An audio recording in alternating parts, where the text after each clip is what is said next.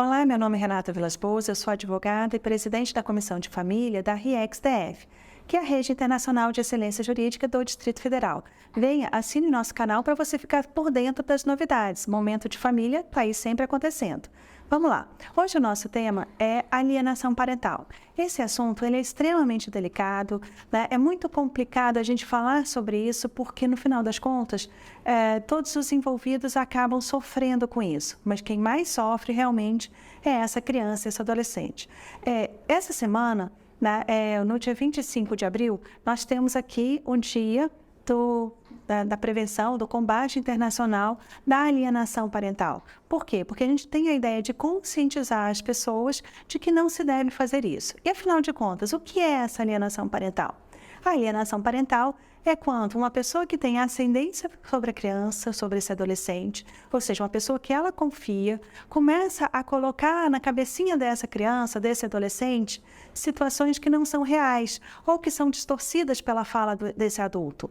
Então, eu tenho situação, por exemplo, de implantar o que a gente chama de falsas memórias, falsas lembranças, mas que, na realidade, foi uma distorção criada por essa pessoa que está falando. Quem pode ser essa criança?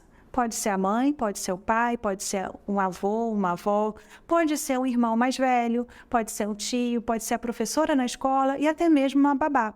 Porque são todas pessoas que têm uma ascendência sobre essa criança. São pessoas que essa criança confia. E o que essa pessoa começa a fazer? Começa a falar mal do outro, mas de uma forma a falar, ele não liga para você, não pensa em você, não quer saber de você. Então, a gente já tem algumas situações em que a gente pode ver que ocorreu alienação parental. Como, por exemplo, a situação de uma genitora que falando para a criança, olha, seu pai nunca vem no seu aniversário, ele não quer saber. Então, vou dizer, preparou o espírito da criança nesse sentido. E aí a criança vai convida para ir no aniversário, que era numa dessas casas, né, de festa, só que a mãe, ao invés de dar a data correta, deu a data errada.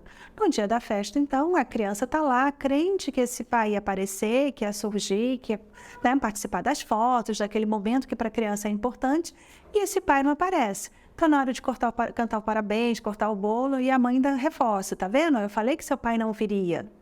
E aí, depois descobre-se que, ao invés de falar para esse pai qual é a data, né, em vez de falar que é no sábado, como foi a festa, falou que foi no domingo. Então, ele aparece no domingo e não tem festa nenhuma. E ela ainda põe a culpa nele, dizendo, poxa, você não presta atenção nada nunca nas coisas referentes ao seu filho.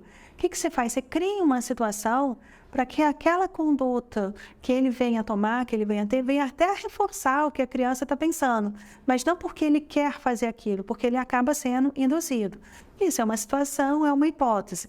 Nós temos já alguns julgados falando já em indenização em razão da ocorrência da alienação parental, mas depois que você tem a alienação parental, depois que você tem o rompimento desse vínculo, os efeitos nessa criança, a desconfiança que ela fica, a dificuldade dela manter relacionamento, não adianta dinheiro nenhum que não vai resolver.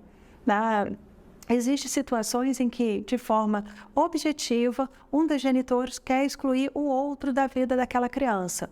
Vira e fala, olha, a partir de agora você vai chamar esse meu novo marido, minha nova esposa, de pai ou mãe, porque você não tem mais aquele outro pai. Então, quer realmente retirar a criança, né, daquele contato, daquele convívio. Uma outra hipótese que também pode ser considerada alienação parental é quando eu tenho aí essa mudança de cidade, sem comunicar, sem avisar, simplesmente coloca a criança dentro do carro, pega as coisas e vai embora e também não dá satisfação. Essa criança fica sem vínculo com esse pai, com essa mãe. Então, são alguns exemplos de alienação parental e que a gente precisa combater. Nós não podemos ter famílias com esse perfil.